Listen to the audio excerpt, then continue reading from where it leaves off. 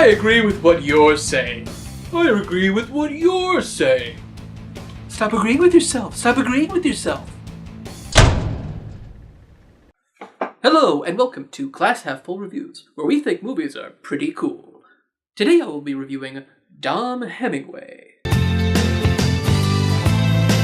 Dom Hemingway stars Jude Law as the titular role of Dom Hemingway, and I probably got that accent totally off. But this guy is a scoundrel. That's right, it's a pseudo-crime movie. So, Jude Law plays Dom Hemingway, who is a criminal that just got out of jail for unspecified crimes, and he's back in the game. Sort of, but not really, but kind of, but it's all kind of confusing. This is more really of the indie film type, so you're not going to have a typical sort of storyline. It's not going to be, oh, here we go, it's the heist, and here's how it's going to pull off or not. No, it's more complicated. It's more character-driven. So, what does Jude Law do the instant he comes out? He goes out and beats his ex-wife's husband. Oh, that's great. But he does it in a way that's very charismatic. It draws you in. It makes you think, ooh, this guy, he's a bad person. He's awful. But he's got wit, and he's got presence. So you can't help but just follow along, at least at first. Soon he meets up with his old friend, played by Richard E. Grant, who was just great in this movie. He keeps it together. Dom wants to go back and get some of the money he feels he is owed from his old boss, Mr. Fontaine, played by Demian Bichir, who, he's putting on an interesting Russian accent. I'll just say that. Sometimes you hear this Russian accent and you think, is that supposed to be a different one altogether? Let's just say it comes and goes.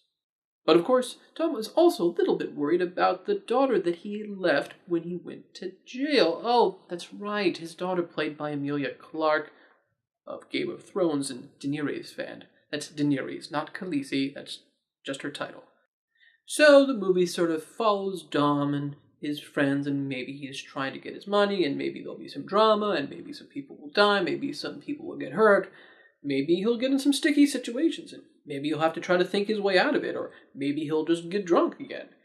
And I found this movie pretty enjoyable. I think that the real problem that I had with it is there were a lot of tone changes. You start off with something where it really gives you a kind of weirdly realistic portrayal of a character, and then it instantly gets into something hyper-realistic. It's more parody than anything else. But then you start getting into some pretty severe violence, and like, oh, okay. But then it's back to wit, and then it's back to drama, and then it's back to more wit. It kind of gets all over the place. By the time you start seeing Dom trying to connect with his estranged daughter, you think, oh, am I really supposed to care about this? I thought he was a terrible person. And oh, no, he's supposed to have layers? Really? Okay. It doesn't quite pull that off. The truth is, Dom may be a kind of complicated character, but he's not that complicated. I just found Jude Law to be so interesting in this movie. He gained a couple pounds, apparently by drinking several bottles of Coke a day or something like that, I think I read. This movie takes you on a ride, and I mean it both literally and figuratively. It's a few days in the life of this criminal as he gets out of prison, sort of trying to put his life back together, but not really having a good handle on it because he's not actually a really good person, but he has some skills. He also has a violent temper and an alcohol problem. So when it all gets together, you're sort of thinking, well, I kind of root for him, really kind of by default. But part of that is his friend. And that brings me to my 5-point breakdown. 5-point breakdown. Alright. So, how's the acting? Pretty good. Jude Law is phenomenal here. He's all over the place, but the character is all over the place.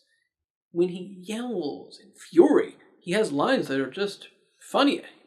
And you can't help but just laugh at some of this stuff. He really pulls off this charismatic, awful person. It's pretty great to watch. Richard Grant as his friend, his deadpan looks. He was probably the funniest part of the movie. Without that straight man in there, it would not have worked as well. Damian Belcher, of course, plays an excellent sort of creepy villain, and he didn't have that much to do, but, he was great for what he was, and he had a great understated menace, as need be. Plenty of the supporting cast were fine here and there in small little roles. There was no real standouts, but no real detractments either. Then there was Emilia Clarke playing the daughter. Now, I don't think Emilia Clarke is a bad actor. In fact, I think she's pretty good. I really like her work on Game of Thrones. But the problem is she just doesn't have that much to do here. And I guess I just find it a little too understated. Especially when compared to the bombastic performances in the rest of the movie. It's just sort of meh. Alright, let's move on to the story. The story is actually kind of interesting. It is, as I said already, it's kind of a character piece. It sort of takes you through some interesting points in this guy's life and the trials and tribulations that he goes through trying to achieve some semblance of sanity after leaving prison. That being said, there's definitely some weak points. It moves quickly enough along that you really do enjoy yourself. Alright, how does it look? It actually looks kind of interesting. It has a kind of grungy look at times. Sometimes it will surprise you with a little stylistic flourish here and there that'll make you say, "Whoa, that's interesting."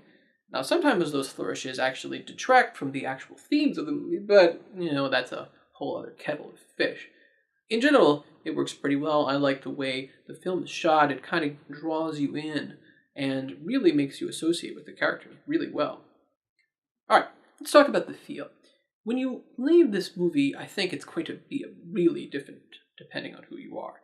The movie is filled with all sorts of violence and little pieces here and there, and a hell of a lot of profanity. There's some nudity too, but part of it is also that most of these characters are not good people. You really just get past it because of charisma. Unlike in some other movies like Ocean's 11, this is a guy with real problems. So I think you can still appreciate this movie for what it is.